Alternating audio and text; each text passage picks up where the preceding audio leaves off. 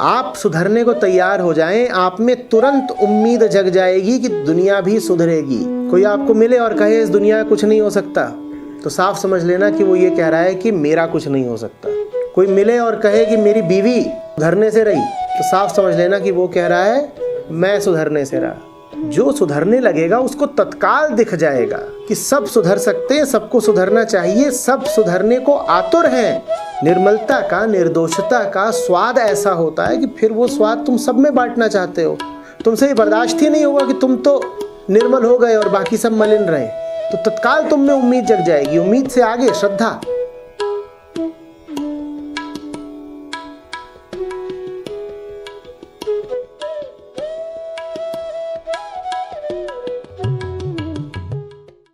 नमस्कार आचार्य जी। जो सवाल मैं पूछना चाहती थी वो मुझसे पहले किसी दोस्त ने ही पूछ लिया। एक बहुत गर्व की बात लगती है और हर्ष की बात है कि हमारे जो चैनल है उसके सब्सक्राइबर्स और व्यूअर्स की जो संख्या है वो दिन प्रतिदिन बढ़ती जाती है। बहुत खुशी होती है कि जब वो ग्राफ ऊपर की तरफ जाता है, लेकिन एक ग्राफ और जो इसके पैरेलल चलता है।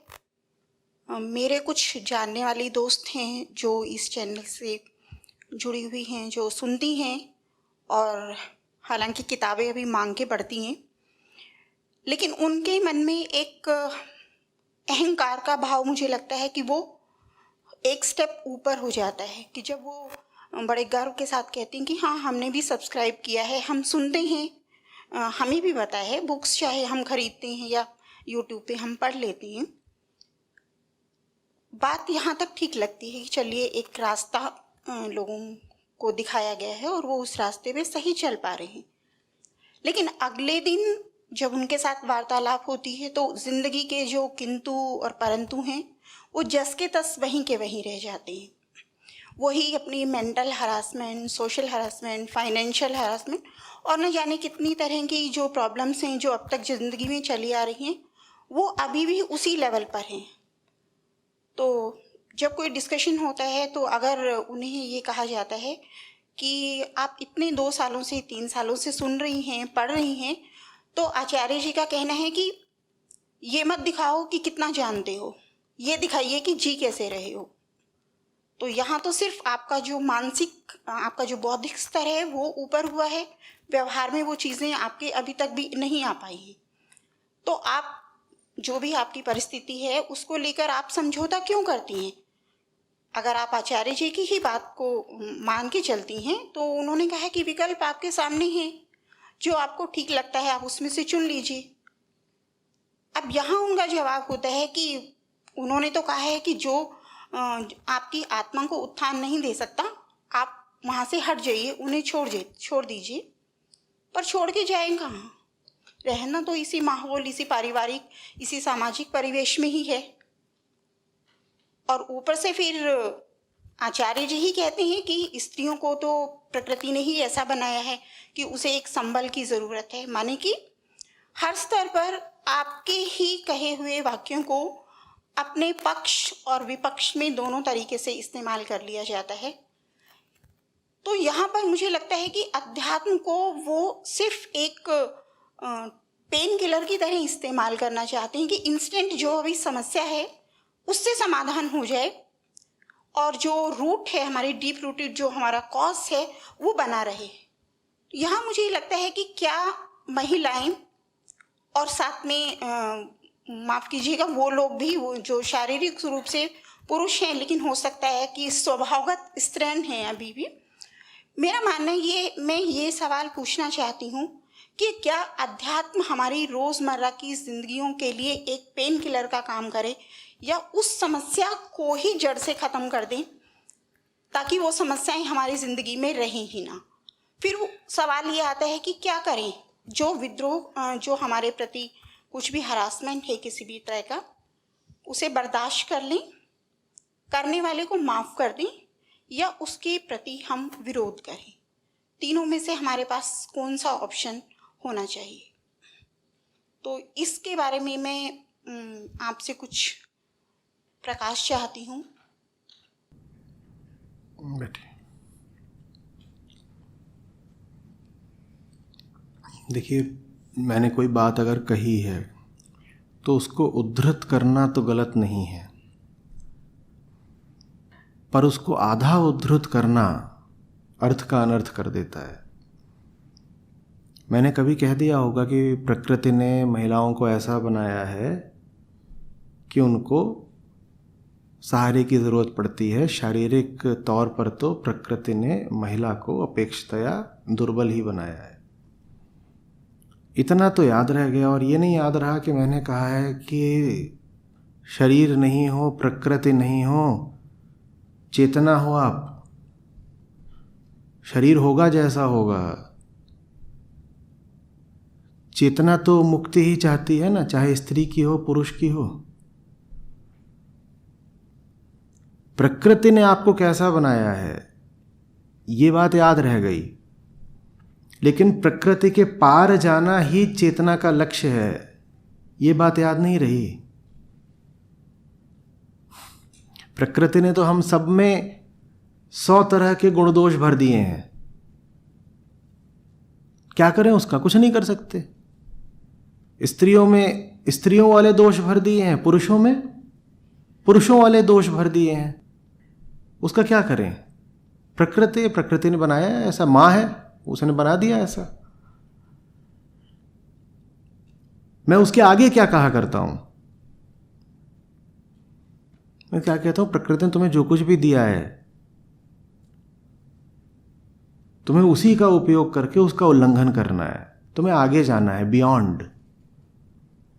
अब वो बियॉन्डनेस वाली बात देवी जी लोग सब दबा गई।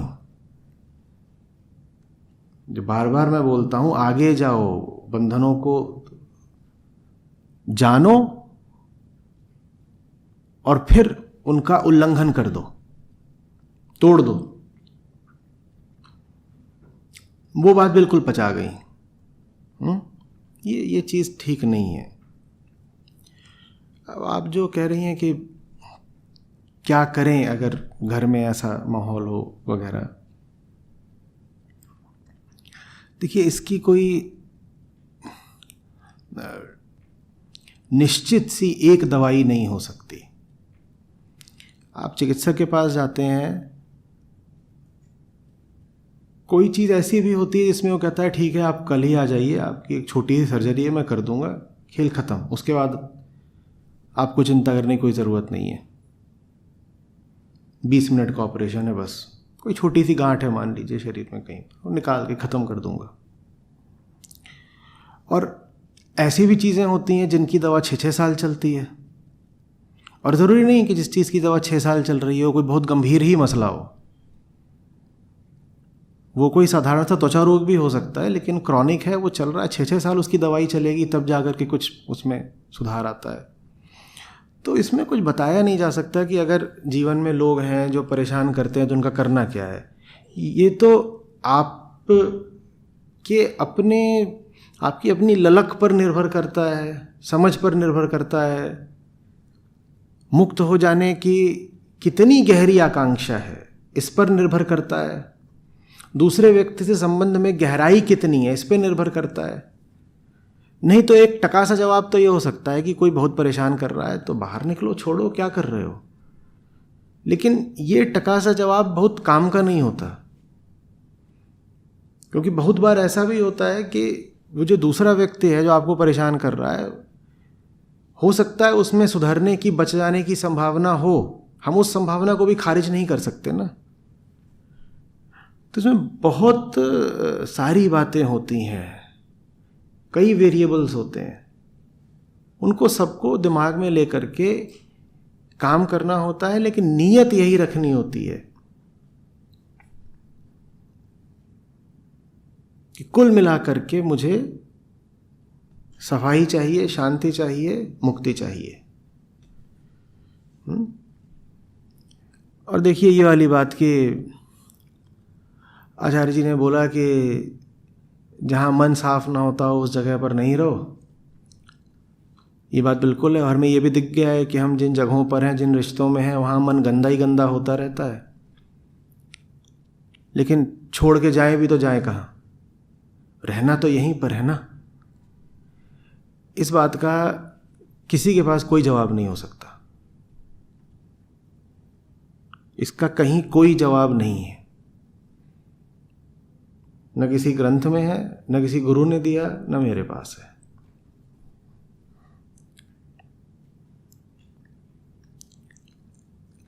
इसका जवाब तो सिर्फ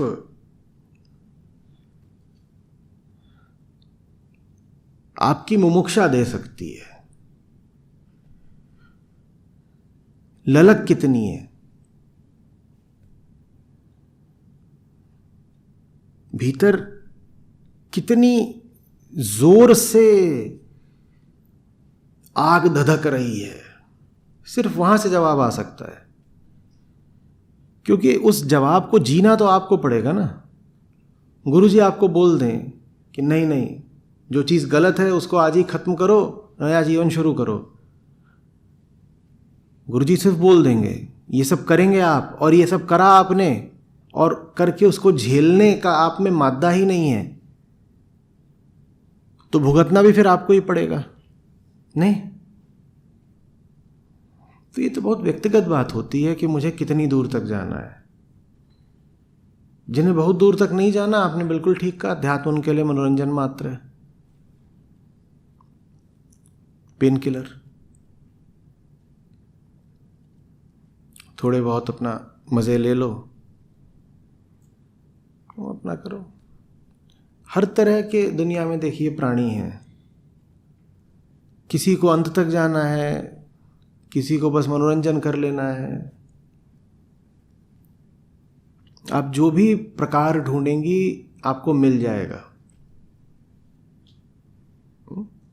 आपको अपना देखना होता है, इसमें कोई इसका उत्तर नहीं होता।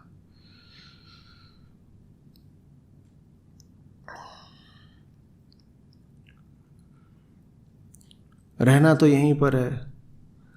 मैं ठीक है, मैं नहीं कह रहा हूँ वहाँ नहीं रहना है, मैं नहीं कह रहा हूँ कि घर तोड़ दीजिए, उठ के कहीं और चले जाइए, पर ये तो बताइए ना, जब आपने कहा यहीं पर रहना है, तो आपके दिमाग में गणित क्या चल रहा था? रहने और रहने में अंतर होता है। रहने और रहने में अंतर होता है ना। एक होता है कि यहीं पर रहना है क्योंकि प्रेम है, एक होता है यहीं पर रहना है क्योंकि स्वार्थ है। वहीं पर क्यों रहना है बताओ? आप कहीं पर स्वार्थ के कारण रह रहे हो, तो विकल्प बस यही नहीं होता कि अब वहां रहो ही मत। आप किसी जगह पर स्वार्थ के कारण रह रहे थे, और मैंने कहा स्वार्थ के कारण कहीं भी मत रहो, तो क्या मैंने सिर्फ ये कहा कि उस जगह को छोड़ दो, या मैंने ये कहा कि स्वार्थ के कारण नहीं प्रेम के कारण रहो? बोलो। पर जब मैं कहूंगा कि जहां पे तुम स्वार्थ या भय के कारण रह रहे हो वहां मत रहो, तो आप ऐसे प्रदर्शित करेंगे जैसे कि मैंने कहा है कि वो जगह ही छोड़ दो। आप ये क्यों नहीं सोचते कि मैंने कहा है कि स्वार्थ और डर छोड़ दो? पर स्वार्थ छोड़ने में चोट लगती है, तो उसकी हम बात नहीं करना चाहते। ज्यादातर लोग जिन भी जगहों पर फंसे हुए हैं, घर, नौकरी, व्यापार, रिश्ते, वहां पर इसलिए थोड़ी फंसे हुए हैं कि बड़ा प्रेम है, बड़ा प्रेम है इसलिए फंसे हुए हैं। प्रेम फंसाता है क्या किसी को? फंसे आप इसलिए हैं क्योंकि डरते हैं या स्वार्थ है?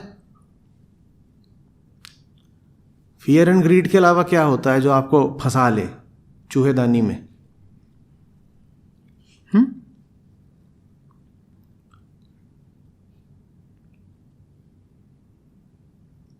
डर के कहीं रह रहे हो, वहां पे रानी की तरह क्यों नहीं रह सकते? जब डर हट जाता है, जब स्वार्थ हट जाता है, तो जिस जगह पर हो वहीं के मालिक हो जाते हो। फकीरों को इसीलिए बादशाह बोला गया है। कहते हैं वो जो तख्त पे बादशाह बैठा है उससे ऊपर का बादशाह होता है फकीर, क्योंकि उसके पास स्वार्थ नहीं होता।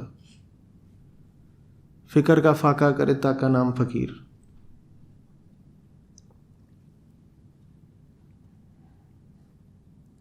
आप रह लीजिए अपने ही घर में, बेशक रह लीजिए, रहने का तरीका, रहने का केंद्र क्यों नहीं बदल सकते? कौन कह रहा है कि रिश्ता तोड़ दो? पर रिश्ते का स्वभाव क्यों नहीं बदला जा सकता? हाँ, पर तुम ये नहीं कहोगे कि आचार्य जी कह रहे हैं कि रिश्ते का स्वभाव बदल दो। आप प्रचारित कर देते हो उधर उधर जाके, ये आचार्य जी है ना कहते हैं रिश्ता तोड़ दो। भैया मैंने स्वार्थ तोड़ने को बोला है, लेकिन तुम कह रहे हो रिश्ता रहेगा तो स्वार्थ का ही रहेगा।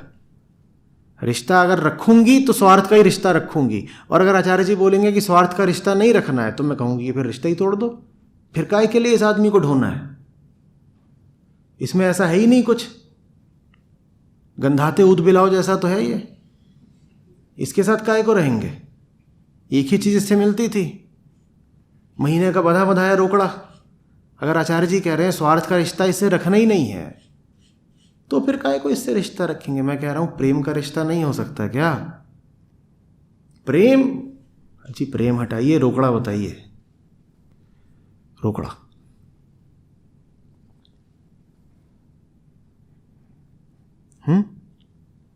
अभी मेरे साथ अन्याय हो रहा है कि नहीं?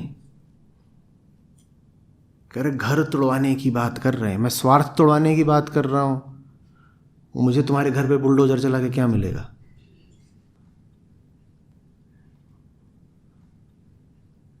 कह रहे लेकिन ये जो भी बोल लें, रहना तो हमें यही है।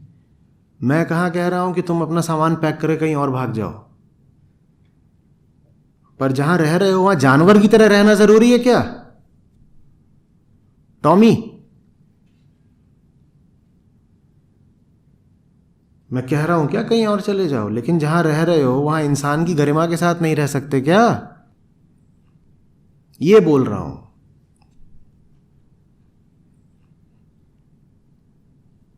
गलत बोल दिया?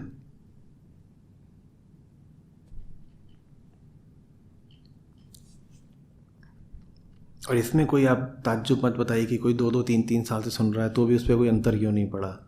20-20, 40-40 साल सुन के भी किसी को कोई अंतर नहीं पड़ता। बात सुनने भर की है ही नहीं। गीता क्या आज लिखी गई है?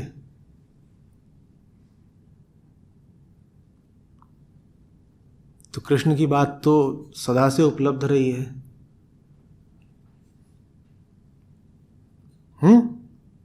इतनी जगह पढ़ी सुनी भी जाती है उससे, लेकिन भला कितने लोगों का हो पाया? बहुत ऐसे भी लोग हैं जो आजीवन गीता पाठ करते रह गए, फिर भी उनको कुछ नहीं मिला। बात आपकी नीयत की है। कृष्ण भी आपकी नीयत की प्रतीक्षा करते हैं। आप जब चाहोगे सिर्फ तभी आपको गीता से लाभ होगा। आप गीता को भी अन्यथा अपने मनोरंजन का साधन बना सकते हो।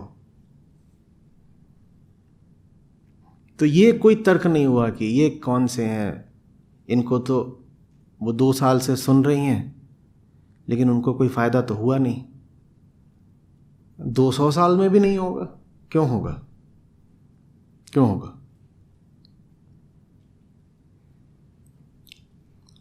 श्रवण, फिर मनन, फिर निधिध्यासन, फिर समाधि। श्रवण मात्र से क्या हो जाएगा? आगे का काम कौन करेगा? और यहां तो श्रवण भी आधा अधूरा होता है। 40 मिनट के वीडियो में एवरेज वॉच टाइम 8 मिनट, तर गए 8 ही मिनट में उनको लगा कि देख लिया। श्रवण भी कहां हो रहा है पूरा? या पूरा वीडियो चला भी दिया है तो ऐसे अपना चला दिया है और उधर कुकर की सीटी बज रही है, उधर नुन्नू रो रहा है, गेट पे घंटी बज गई, रेडियो भी चला रखा है एफएम, उसमें कोई डीजे आकर के अपना ज्ञान बांट रहा है, आरजे। और नहीं, हमने भी सुना। हाँ, आचार्य जी का वो वीडियो आया था, हमने सुना है। कव्वाली है कि बज रही है अब तुम वहाँ दाल में तड़का मार रहे हो और कह दोगे हमने भी सुना है। ऐसे सुनना पड़ता है, कुछ और नहीं। मोबाइल फ़ोन भी बाहर रहेगा, सब कुछ बंद करके सिर्फ सुनेंगे, तब मात्र श्रवण हो पाता है। मनन निधिध्यासन तो अभी और आगे होगा। हम कह रहे हैं आपका तो श्रवण भी नहीं होता, मनन निधिध्यासन तो बहुत दूर की बात है।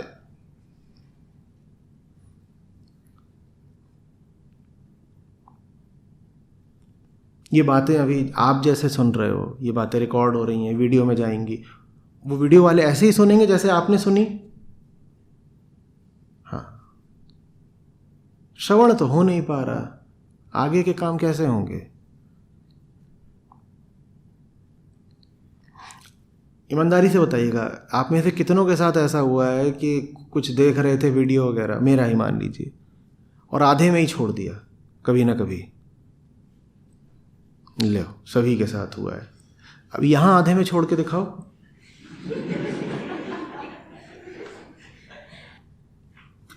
यहां छोड़ के दिखाओ ना आधे में। ये अंतर होता है श्रवण और श्रवण में।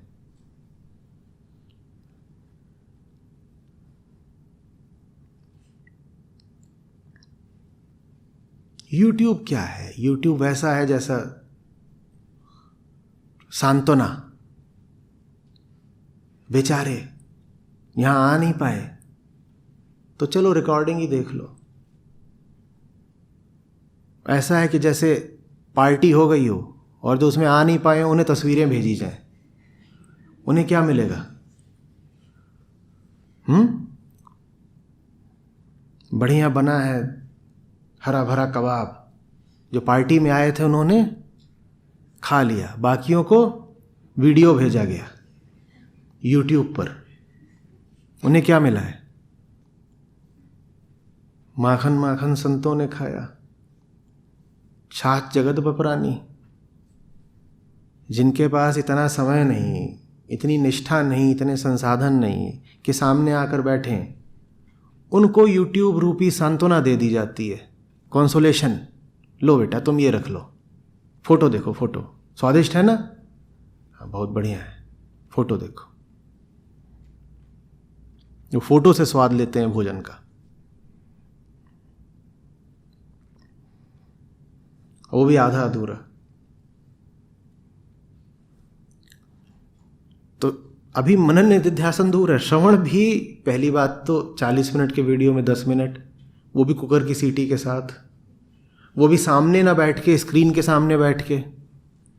तो क्या सुन रहे हैं? बिल्कुल आते हैं लोग, आएंगे आचार्य जी आपको 3 साल से सुन रहा हूं। तो मैं बस ये जानना चाहता था कि अगले जन्म में, जैसे अभी मैं ना बड़े ही लालची किस्म का हूं और बहुत कामुक प्रवृत्ति का हूं, तो अगले जन्म में मैं कुत्ता बनूंगा कि बिल्ली? ये वास्तव में हुआ है, महोत्सव में हुआ है। ये 3 साल से सुनने के बाद आए हैं और ये मुझसे पूछ रहे हैं कि अगले जन्म में कुत्ता बनेंगे कि बिल्ली। किसी ने आचार्य प्रशांत को 2 दिन भी सुना हो तो भली भांति जान जाएगा कि ये अगला पिछला जन्म, पुनर्जन्म, आत्मा, जीवात्मा, इसको लेके क्या बोला है मैंने। ये साहब दावा कर रहे हैं कि 3 साल से सुन रहा हूं, इन्होंने ऐसे ही सुना है। वीडियो चला, उधर फट से नन्नू ने पॉटी कर दी, वो एक हाथ से पॉटी साफ कर रहे हैं, कान में भी पॉटी घुस गई, और क्या सुनेंगे वो?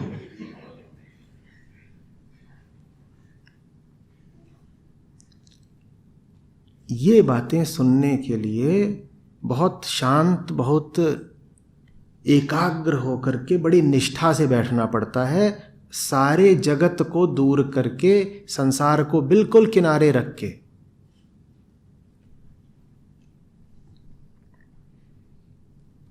ये तब जब स्क्रीन के सामने बैठे हो, और स्क्रीन पर सुनते ही कही गई बात का प्रभाव 1/10 रह जाता है। 1/10 भी आपको मिल पाए, उसके लिए आवश्यक है कि पूरी निष्ठा और शांति, एकाग्रता से सुने। और 1/10 की जगह 10/10 सुनना है तो सामने ही आके बैठना पड़ेगा। सामने नहीं जाएंगे, संस्था वाले डोनेशन मांगते हैं, फ्री में सुनेंगे यूट्यूब में। हम बहुत चतुर हैं, हम स्मार्ट हैं ना।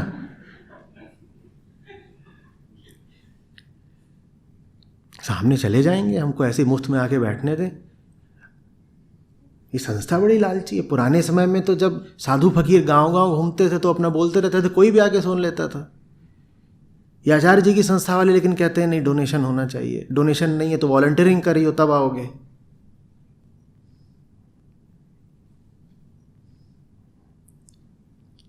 तो ठीक है, रखो अपनी चतुराई अपने साथ। यूट्यूब में सुनो और उसमें 20 मिनट का वीडियो, उसमें 8 मिनट होता है, बीच में ऐड आ जाता है। आचार्य जी समझा रहे थे मुक्ति क्या है, समाधि क्या है, और तभी अचानक बीच में विज्ञापन आ गया। ये देखिए नए प्रकार की लॉन्जरी, अब लगा लो समाधि। होता है ना कि अब तो वीडियो के बीच बीच में भी रोक रोक के वो विज्ञापन दिखाते हैं। अब देखो यूट्यूब पे, मजे लो। मैं वहाँ बता रहा हूँ कि करुणा क्या है, अहिंसा क्या है। वो बीच में एक मुर्गे का उड़ता हुआ तुमको जिस्म दिखाना शुरू कर देंगे। उड़ रहा है मुर्गा, मुर्गा माने छिला हुआ मुर्गा, मांस उसका उड़ रहा है, लाश गिर रही है। लो कर लो करुणा और अहिंसा, बड़े होशियार हो ना, देख लो यूट्यूब पे। तो आचार्य जी आप विज्ञापन क्यों नहीं बंद कर देते? नहीं करूँगा। जितना विज्ञापन से आता है उतना तुम अतिरिक्त आकर के रख दो तो विज्ञापन बंद कर देंगे। उस विज्ञापन से जो आता है वो हमारे प्रचार के काम को आगे बढ़ाने में खर्च होता है, और विज्ञापन से जो आता है उससे 10 गुना हम खर्च करते हैं प्रचार में।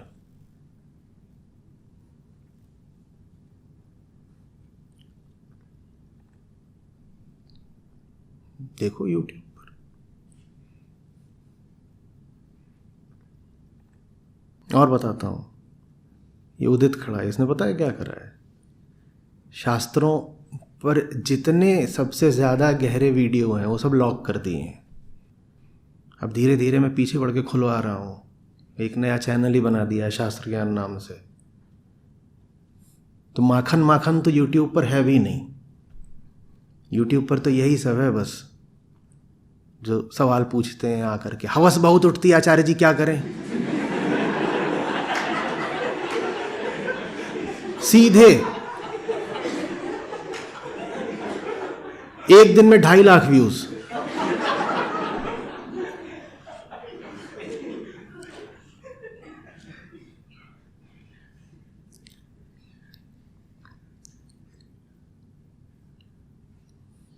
पच्चीसों गीताओं पे, 50 उपनिषदों पे, और न जाने दुनिया का कोई ऐसा महत्वपूर्ण ग्रंथ नहीं होगा जिस पर मैंने बहुत बहुत न बोला हो।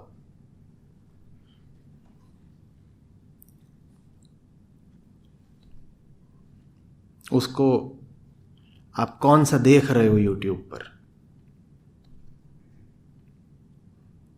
जब आप बोलते भी हो कि आचार्य जी आपको 2 साल से सुन रहा हूं, तो क्या सुन रहे हो? 1-1 मिनट वाले शॉर्ट, और उसमें भी चुन चुन के वही वाले शॉर्ट कि बीवी बहुत सताती है, बॉस कमीना निकले, तो इसी तरह के तो टाइटल दिए जाते हैं। सब अब इसमें बिल्कुल पारंगत हो गए हैं। ऐसे ऐसे टाइटल देते हैं कि बिल्कुल सी ग्रेड मूवी है, तुरंत देखो।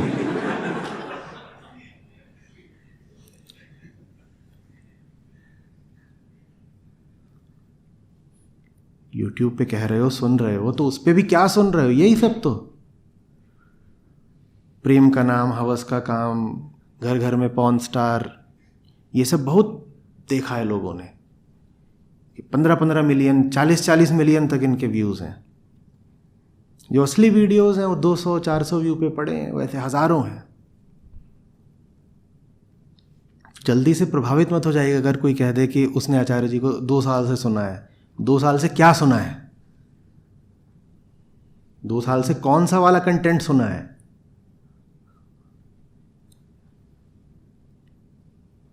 हम्म?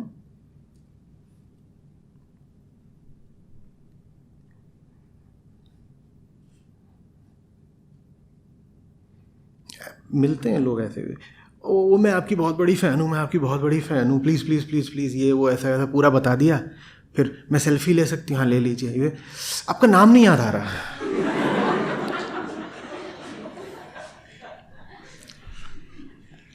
3 साल सुन रही हूँ, पक्का इन्होंने क्या सुना है, वही जो 1 मिनट वाला मसाला होता है। अब वो 1 मिनट वाला मसाला सुन सुन के इनको लगा है कि इन्होंने सुन लिया।